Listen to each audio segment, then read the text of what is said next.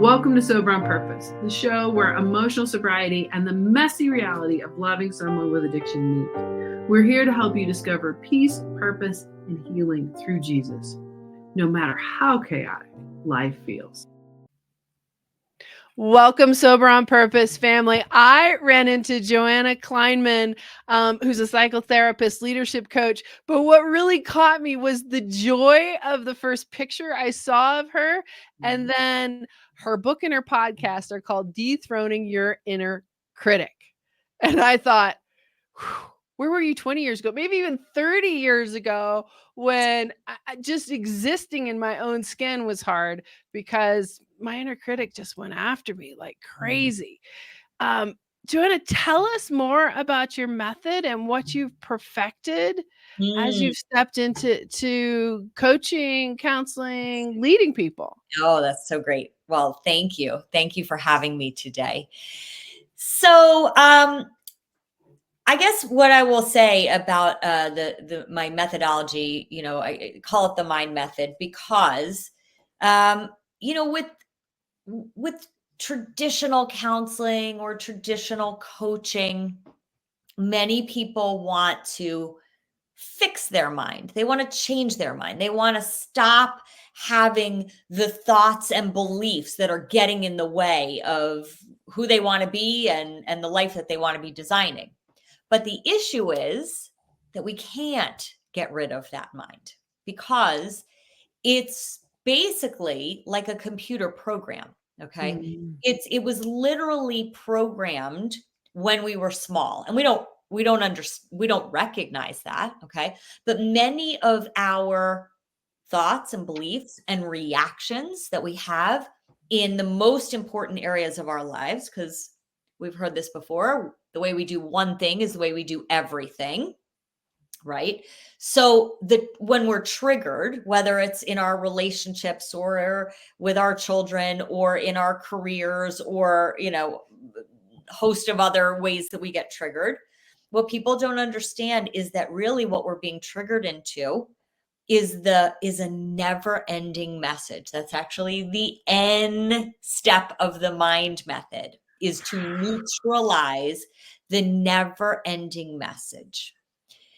So what that means is we put that automatic mind, I call that the automatic mind, we put that on the palm of our hand and we go, oh, now I see you. I am actually separate from you. I see when you're triggered, who triggers you, what triggers you, why you're triggered. And I can see what that never-ending message that's really being triggered. And now I can unhook from that mind every time she shows up to hijack my mind. Oh my goodness. Okay.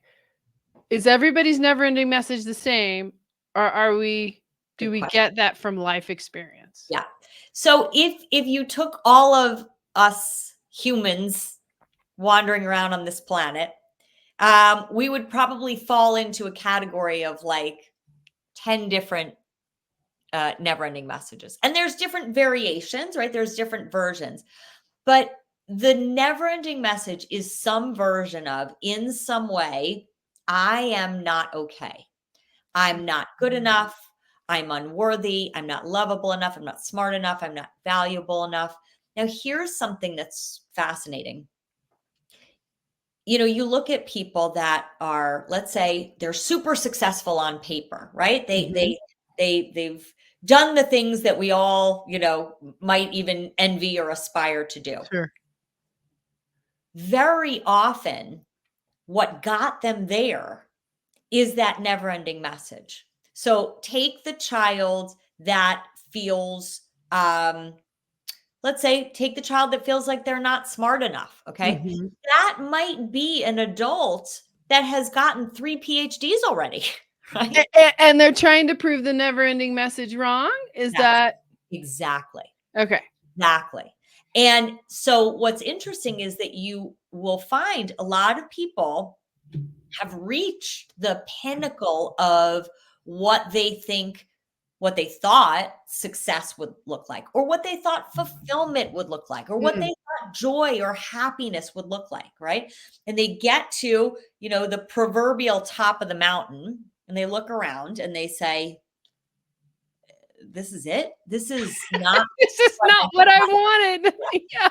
either this is not what I wanted, or this is not making me feel the way that I thought it would make me feel. Yeah. So we did this. We built a house.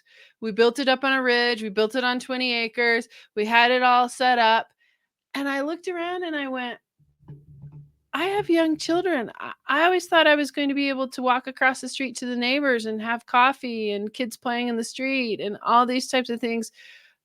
I was actually going after a dream that I thought I wanted, but then when we sat in the dream, I went, wait a minute. This isn't fulfilling some of these mom needs that I had that I didn't know that I had until I got to this place and went, oh, Yeah.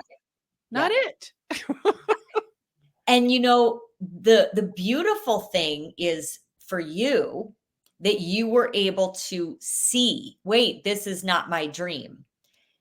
Many people, their intuition will keep screaming at them. This is not working for you. This is not healthy for you, right? Whether it's a relationship or a career or, host of other things. This is not it. This is not working for you. And people will just shove that down. Nope. This is what I know. This is what's familiar to me. Because, our brains are really hardwired just to keep us in safety and predictability. When you're really going for a different life, when you're really going for what your soul really wants for you, you've got to be willing to navigate a lot of unpredictability and a lot of uncertainty and a lot of unknowns. Not sure I like that. No. That's why I developed the mind method, because there are too many people that have these dreams, right? I want to write a book. I want to create a beautiful piece of art. I want to sell a beautiful piece of art. I want to, help the planet. I want to change people's lives. And, they get to the end of their life and they never fulfilled their soul's purpose because they listened to that automatic mind tell them, you're not good enough. You're not smart enough. You don't have what it takes. And they mistook that mind for their true self. Or again, the flip side of the same coin is, right? I went to medical school. I became a doctor. I've lived this career for 40 years. I've pushed myself and now that I'm looking back, I haven't enjoyed it. It wasn't even, I thought that I was supposed to do that because my father was a doctor or because I went to medical school. Yes. Yeah. And that happened to my father. He went to his father and said, I want to be an artist. And my grandfather said, there's no money in that. Why don't you go into mathematics? You're good at it. So he did. Yes. And he became a university teacher. He worked in the theater, so he maintained some art. But at 53, he went back and got his Bachelor of Fine Arts because that's really what he wanted. He wasn't willing to buck the system, but he wasn't willing to live the rest of his life that way. That's beautiful and courageous. It was very courageous. Yes. So sober on purpose, a lot of sober on purpose is about emotional sobriety, finding your purpose, figuring out what it is I am meant, called, desire to do. Okay. How do you do that when you've entangled yourself with someone who is dealing with an addiction or a child that is going off the rails and you feel like you need to be there for them? Yes. Instead of for you. And the inner critic gets really loud about that. Yes. Okay. There's a few different parts to that question. So the first thing I want to say is, a lot of people throw around that term like finding your purpose and finding what you're supposed to do. And I actually believe that when we when we are able to get quiet and go within and really look deep into our inner knowing, our inner wisdom, our purpose calls us forth. We don't have to discover it. So, in other words, it may look like, it may start with, I'm going to go inside and I'm going to recognize, you know what? I am spending so much emotional energy trying to save my son from addiction that I have given up on that pottery class I want to take. I mean, I'm just using this as an example, right? Sure, sure. So it starts out, that's not even about finding your purpose. That's just about what intuitively, right now, in this very moment, what feels like something that I need to do for me, right? What do I need to give to me? Okay. Mhm. Now, there is that automatic inner critic mind that will say, particularly for women, we need to make sure everybody else's emotional needs are met. Everybody else's emotional well being is met before our own. Where did we pick up this idea that we're the guardian of all of that? Well, that's a good question. There are scientifically, you could say that this goes back to primitive times, right? Mhm. The men are the hunters, okay? Men, when you hunt, you focus on one thing.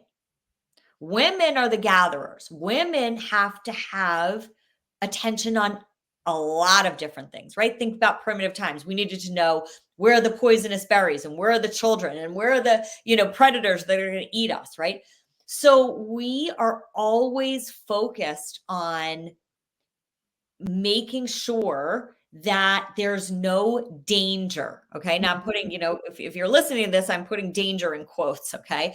Because in where we are right now in our life, danger is um something that we don't have control over, that we desire to have control over. Now, Right. here's the thing. If you are with somebody that is battling addiction, you don't have control over their emotions, over their thoughts, over their choices, over how they live their lives. You only have control over you. Mm.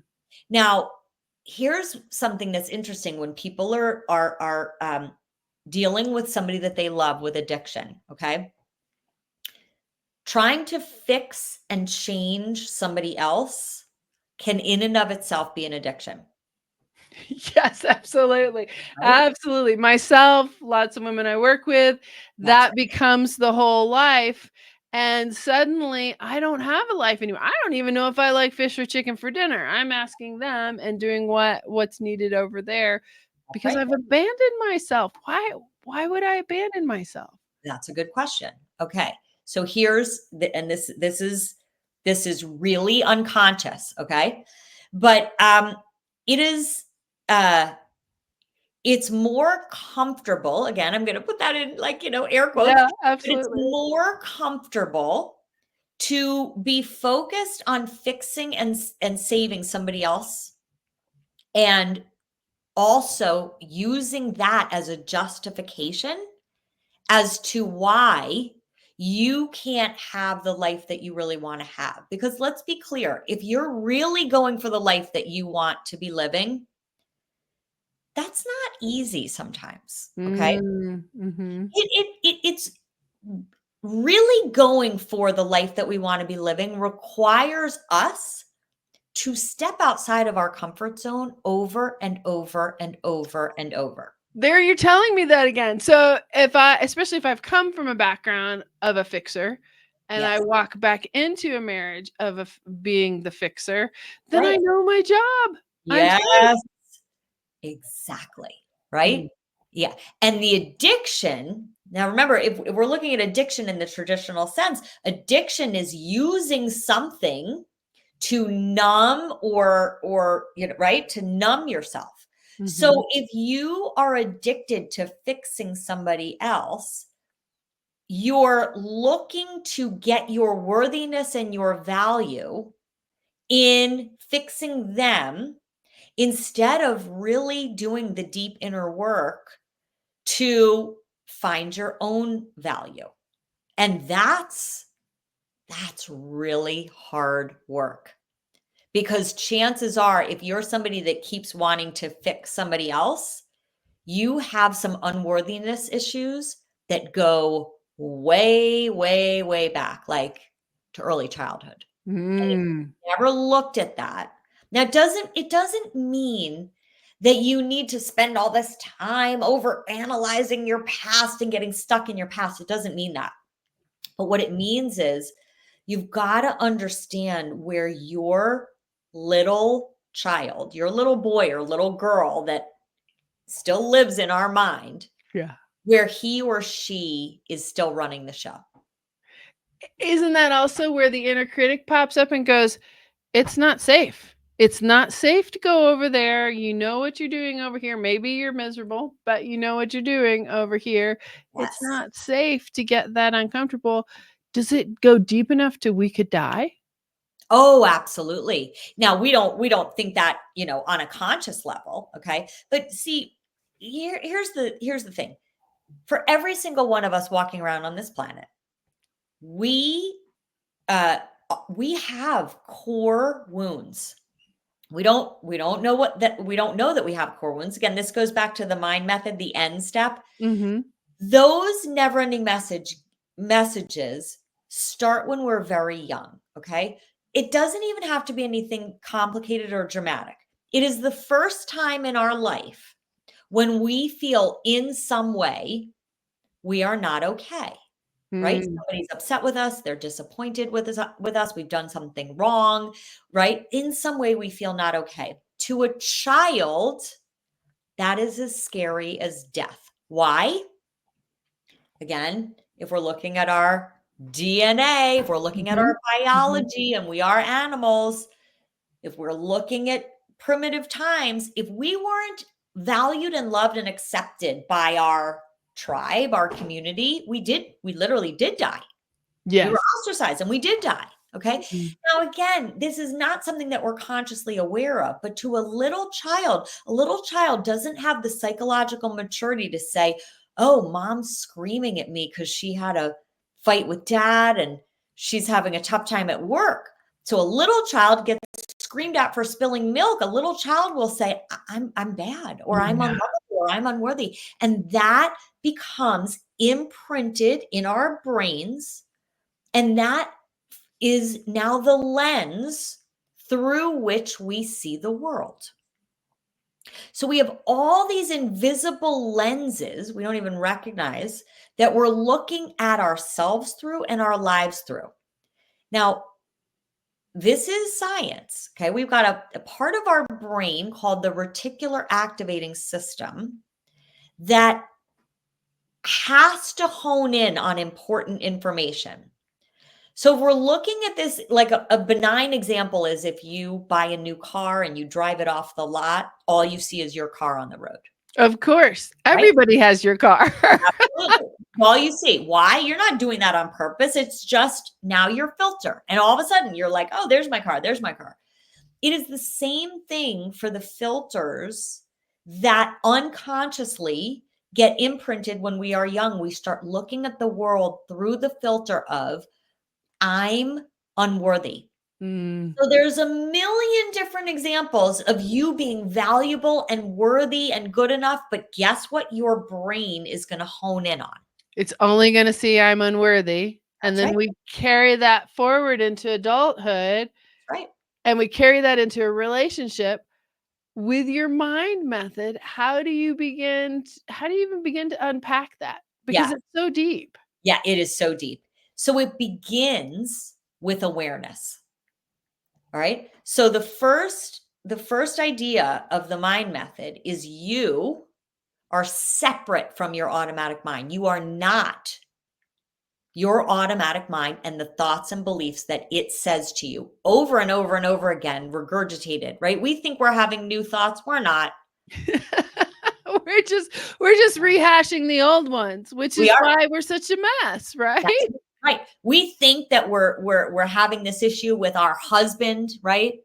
And right, but if you look at what's getting triggered, you felt that before. You Mhm. felt that when little Joey asked Susie to the dance in 8th grade and didn't ask you. You know, we can see this as a pattern, Mhm. right?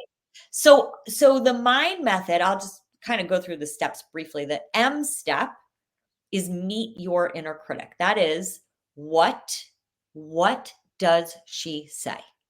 Right? Wow. Why does she say it? Who triggers her? What triggers her? Right? It's not changing it. It's just observing with non-judgmental awareness.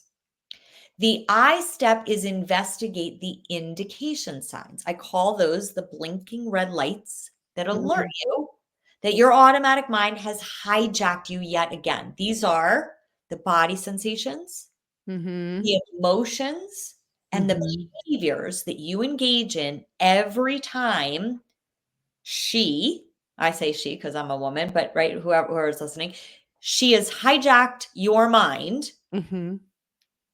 There are very clear indication signs that alert you that she's hijacked your mind. As I said before, the end step is neutralize the never ending message. So, again, an example, let's talk about addiction. Somebody said they were right, they were sober and then they had a relapse. Okay. Right. What that might trigger is I'm not important enough. I'm not Mm. loved enough. Mhm. If they cared more about me, they would have stayed clean, right? All of those issues where we feel so deeply hurt and Mhm. so deeply angry and so deeply wounded, there's a never ending message right there where we assign meaning to somebody else's behavior and we mistake that meaning for the truth. The D, Okay, so we mistake the meaning for the truth. yes. What if their actions back that up? That is truth. Financial infidelity, sexual infidelity, that it really does back it up. Well, what it backs up is that their behavior is about them. Not about me. Correct. See, we make our behavior is a reflection. All of our behavior is a reflection of our thoughts and beliefs. It starts with a thought or a belief, okay? Mhm. Somebody who is in active addiction with whatever it is, okay? It is their thoughts and beliefs that create their emotions that cause them to act the way that they do. They might have a thought, I don't give a crap about my partner. I mean, they might have Mhm. that thought, but that doesn't mean that you as their partner are not a valuable human being, are an unworthy human being, are an unlovable human being. That's the difference. What they're doing is toxic and unacceptable, Mhm. but Mhm. it's about them and not about you. And when you make it about you, you are a reactive explosion waiting to happen because your reactivity is about wanting to control another human's thoughts, beliefs, emotions, and behaviors. I need for you, addicted spouse, to treat me with love and respect, or else I feel unloved, not valued, not okay. Right? You can't control your spouse treating you with respect. You can control whether you stay or whether you go. What kind of boundaries you put in, how you ask to be treated, how you expect to be treated. Yes. And what you are willing and no longer willing to tolerate. Absolutely. If your inner critic is really loud and the self-worth is really low, what happens in these situations. Yeah. So remember, your inner critic is always going to be very loud, but that's not your true self. Your self-esteem, your self-worth is only a reflection of the thoughts and beliefs that you adopt. So somebody with low self-worth is simply somebody who has been listening to their inner critic mind for their whole life and mistaking that mind for telling the truth. When in fact, you very unconsciously, you started talking that way to yourself when you were just a small child. And you've repeated it over and over and over and over. So think about a computer program. We have neural pathways in our brains. Mm. If you have told yourself the same thing for 10, 20, 30, 40 years, you've got very deeply ingrained neural pathways that the moment somebody does something disrespectful or right, the moment something happens, you're going to go down that well-worn path. And you can stop going down that well-worn path. And the way to stop it, right, is to interrupt it. And the way to interrupt it is to see it as your automatic inner conditioning. It's just your computer program, right? Like I call it a computer program because it literally is an automatic mind that regurgitates literally the same thoughts, the same emotions, the same beliefs, the same behaviors over and over and over and over and over again. If you start recognizing that as separate from you, in that moment, you can unhook yourself from those thoughts and beliefs. You can literally say, okay, I hear you. I hear you screaming at me that like, I'm unworthy or I'm not good enough, or how dare you make me feel like I'm unworthy or I'm not valued, right? Yes. You can hear it and you can know that's not real. I can actually, in the moment right now, I can choose a very different thought. You know what? I actually know that I am worthy because I've looked at all of these things that I've done in my life. And I look at, right? I look at all of these things that I can feel good about myself for. I'm proud of right? That this takes work, right? It's work. Well, separate out for us. There's the automatic thoughts, but there's also talk more about the person who's actually seeing that. I mean, we're not schizophrenic, but there is a separate. There's a separate self. Yeah. So talk about how do you even find that? How do you know who's talking to you at what time? Amazing question. So, I lead 6-month programs, right? Where I've led it to hundreds of women. And what I hear over and over and over and over is, I don't even know who I am because I've been listening to this automatic mind for so long. Yes. And what I'm going to say to that is that's really good news because Okay. really is. Because now you get to actually find and it's not even find, it's discover your authentic self that's been there all along. And it doesn't live in your mind, okay? It's more about accessing what's in your heart. It's about accessing what's in your deep inner wisdom, what's in your intuitive knowing. It's sort of like this self that's been hidden by this inner critic self that we've mistaken for our true selves.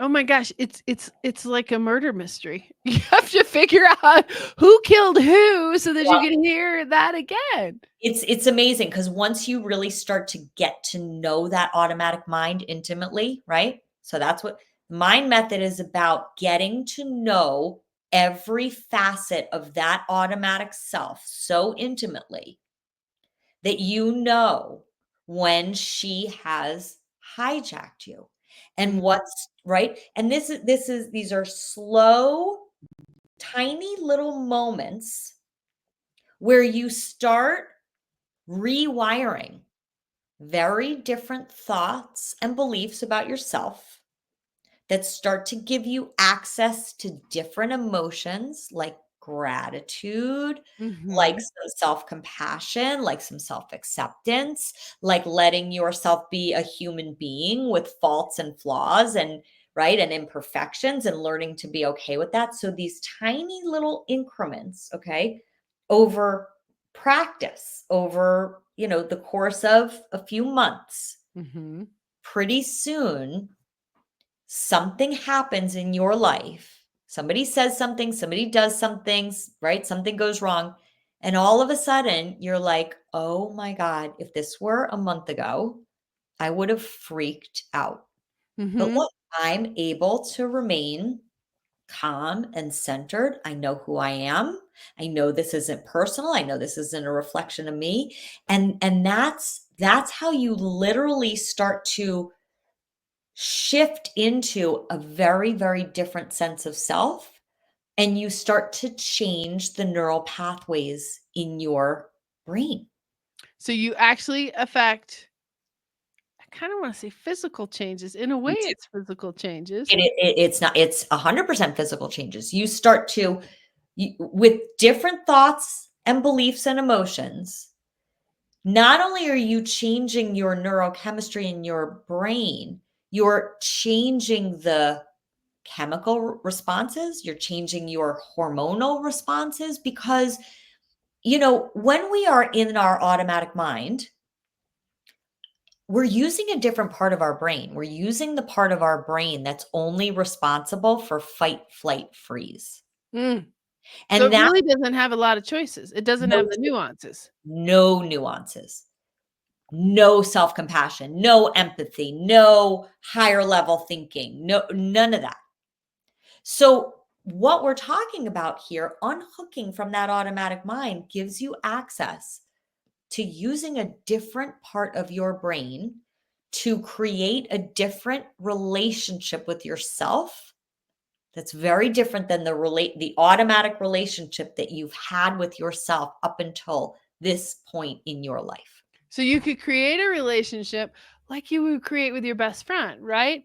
I love Yes, you. I care about you. I want good things for you. Let me help you take care of yourself. that's what it is. It's literally rewiring yourself to become your own best friend. That And would be awesome, what Joanna. yeah, How is there a simple practical something that people could take away today and yes, start? yeah. Well, a couple things. I mean, first of all, I do have an inner critic assessment that if you go to innercriticassessment.com, you can get a printout of which of 5 different inner critics rule your life and where they first were formed and why. And it's a very comprehensive report. Oh my goodness. That Yeah, would be so awesome. that's really cool. But a lot of where you can start, okay, I will say, is um, by really what we're talking about is reparenting yourself. Okay. Oh, I love that word. I love that word because you get such an opportunity. Maybe you didn't have the best parents. Maybe your parents tried their best, but they didn't have what you needed. Exactly. So it's, again, we're not wanting to get lost in the past, Hmm. but to revisit your 5-year-old self, your 10-year-old self, and to be able to look to really like in your mind's eye, to see it in your mind's eye, to sit with that child, to put your arms around that child and to say to that little child, you are okay. You are enough. I love you just as you are. I know this sounds hokey for some people, but here's the thing, that's what's needed. We need to be able to develop a relationship with ourselves now Hmm. where we fully accept and embrace ourselves. We might want to make changes, we might want to do things differently, Sure. but while we're making those changes, we're bringing unconditional love, unconditional acceptance, Mhm. unconditional compassion for the wounded parts of ourselves that started so long ago when we really didn't know any better. Mhm. So one of the things that your program talks about is bringing in confidence. How Yeah, does this that's bring in confidence? that's a great question. So confidence, many people talk about, I want to be more confident, right? Mhm. Um, Confidence is not something that you get. Okay. Confidence literally comes from being terrified to step outside of your comfort zone. There we go, back outside the comfort zone again, I'm Joanna. sorry to Not say it. down with this, I'm but sorry to I say it. get it. Right?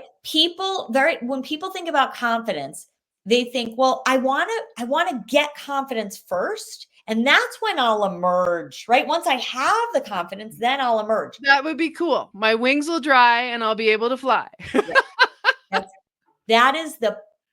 that is the paradox of what confidence really is. Confidence is the ability to do something that will put you right in the face of the unknown, right in the face of the risk of failure or uncertainty or doubt. And again, to master your mind, that's why I created the mind method, to master your mind in the moment, to know, okay, I'm terrified right now, but that's my inner critic screaming at me. You're going to fail. You're not going to be good enough. And I know that if I take this step, let's say I do fail, let's say I do get judged, let's say Mm, I am rejected. mhm, What I know now is that it doesn't mean what I've been making it mean. Rejection, if I'm rejected by somebody, that doesn't have to be about me. That's about them. If I fail at something, that's actually just useful information for me to gather and take the next step outside of my comfort zone, mm, right? We can redefine all of these things that our younger self was so terrified to feel, right? Our younger self is terrified to face rejection and failure and judgment and mm, criticism. But you know what? When you're in a very different mind and you're using that mind to navigate your future going forward, that's the D step, design your life, right? mhm. When you're using a different mind to navigate your life moving forward, you're much more resilient. You're able to face the possibility of all of the, failure, shame, embarrassment, guilt, all the things that we keep running away from for our whole life. Now we can face them. And that's a different, yeah, That's a different person, different, right? different. But she's always been there. She's always been there. It's just that you've been listening to this automatic mind and you thought that was you. We talk to ourselves literally, I'm not exaggerating, 50 to 70,000 times a day. And we don't tell our minds what to think. Our minds just go, right? Right, Just like our right. bodies breathe for us, our minds just go. And if you're not able to step back and observe that mind and you're just listening to everything it says, well, your automatic mind is running the show. And that's the mind that was created when we were young children. So, as we're looking we can go take the assessment, get some more awareness. Is there something else that we could step into today just at least become aware that, "Oh, Yeah. I was just thinking I'm not good enough to do X, X, and Yeah. X." So one of the tools that I teach in my program is, I call it a morning meeting. Okay. Okay. What it is it's a morning meeting with your inner critic. So you're sitting down with a journal and Mhm, you are dumping out every single thought in your mind. mhm. Got a purse, when you wanna clean out the Take out the whole thing. crumbs in the corner, right? And you're like, "Oh, look." You're Yeah. dumping, dumping, dumping, dumping, dumping, right? Brain dumping everything into this journal. Now, many people would say, "Well, that doesn't make me feel better because now I could just see all those crappy thoughts on paper." Okay. But now what you're seeing, right, is all of the thoughts that you've mistaken for the truth. So now you go back to those thoughts, you look at that piece of paper and you start to do some work. So you start to ask, okay, that thought, I'm not good enough. Is that true? And if I say it's true, how do I know it's true? What evidence do have Mm. I been gathering for my whole life to support that truth? And Mhm. is there any evidence I could find that would be the opposite of that truth? Ooh, that's a good one. Right? That's a good one. Yeah, and then to even start to explore, okay, so if I've got all this evidence against that truth, who would I be and what would be possible in my life if I no longer believed that thought every time it showed up in my mind? What would be possible for me if every time that showed up and I had the same thought, the same emotions, right? But instead Mhm. of engaging in the behavior, I could now go, oh, okay, I see the thought, I feel the emotion, I feel the body sensations. All that is inner vibration, right? But I know that's not true. Mm. So now I'm going to let my future and my future self, my future vision, my future purpose, my future self, she's now going to determine what action I'm taking, right? Not myself that was created from my past. This is my future self, right? So now I'm going to take this action. It might be uncomfortable. Listen, you Mm. might feel all the feels, but you're still letting that future vision and that future self lead your life. And over time, the more that you do that, literally, and I'm saying it's not even that long. I mean, I have a program that's 6 months, but within a month or 2, people Right. are starting to notice that they are showing up differently in their relationships, in their sense of self, in their careers. They're taking actions that they were too afraid to take because they're letting their future self lead the way right here, right now. That is absolutely awesome, Joanna. Thank you. So we've got the 2 tools Yes. that I we're mean, gonna leave. there's a lot more, but that's where I would tell people to start with the morning meeting. Do the brain dump and just go back and start to do a little investigative work of each of those thoughts. And then, Right. it's like exercise, right? If you want to get in shape, you got to make the time to go to the gym. Well, if you want to really rewire s- different thoughts and beliefs and emotions, you got to make the room and the space for the morning meeting. Some people do the morning meeting in the evening, right? But whatever, you just got to make the space in your day to let yourself examine all the automatic stuff that's floating around in there that you don't even know is running the show. And once you pull it out, you can choose. That's right. That's amazing. Right. Joanna, tell the audience where they can find you, Sure. what you've got going on between now, the end of the year, the beginning of 2025, and how Yes. they can join you. Thank you so much. So you can go to my website, which is well, I have two. My old website is dethroningyourinnercritic.com, which you can go there, but it will redirect you to my new website, which is masteringyourmind.com. So you can go to either one of those. You can find me on Instagram. You can find me on Facebook. All that good stuff.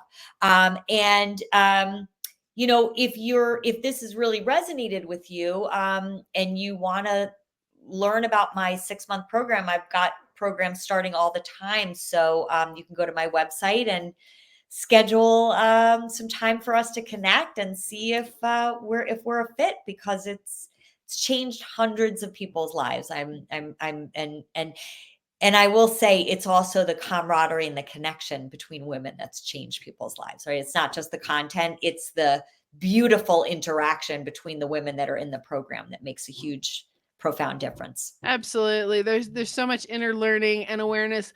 Hey, I'm not the only one on the planet, because when you said there's basically about 10 things That's right. I'm like, That's right. okay, so we're not so different from each other. We're not. Joanna, thank you again for being here. I really appreciate all this knowledge, and you package it so beautifully in a way that's very comprehensible. I I'm gonna appreciate that. go over and take the Dethroning Your Inner Critic quiz because Yeah, I wanna absolutely. know Yeah, who's talking to me. innercritic.com. Yeah, do Yeah, it. Go for it. Thank you absolutely. so much. It's been a pleasure to have this conversation. You, beloved listener, are creative, resourceful, and whole.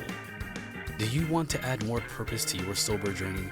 Do you want to make room for the new and make your dreams a reality? Apply today for a dream session. Go to tanyajoya.com. That's TANYAGIOIA.com and apply today. Let's get you dreaming about your new purpose.